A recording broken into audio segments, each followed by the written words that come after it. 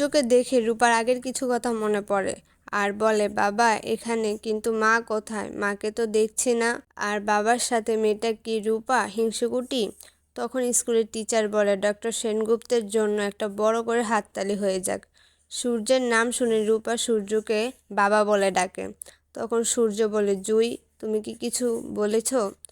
হ্যাঁ বন্ধুরা, আমাদের এই পর্বের বড় রূপার নাম হচ্ছে জুই। সূর্য আবারও বলে, জুই তুমি কি ঠিক আছো?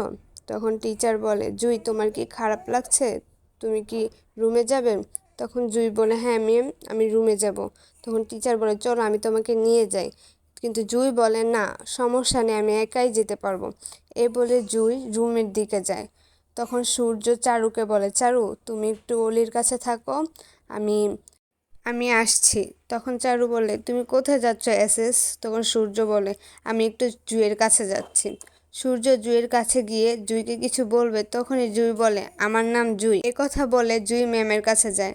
তখন ম্যাম বলে, কি হয়েছে জুই, তুমি এখানে এসেছো কেন? তখন জুই বলে, ম্যাম আমার খারাপ লাগছে, আমি বাড়ি যেতে চাই, আমি বাড়ি যাব। তখন ম্যাম বলে, তুমি না এই বললে তুমি রুমে যাবে, এখন আবার বাড়ি?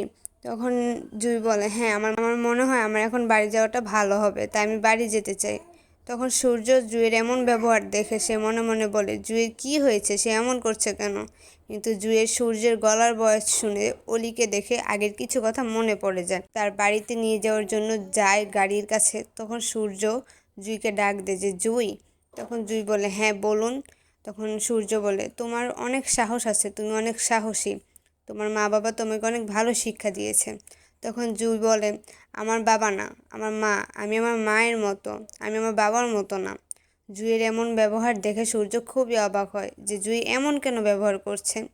তো বন্ধুরা, আপনাদের কি মনে হয়, সূর্য কি বুঝতে পারবে যে জুই তার মেয়ে সোনা?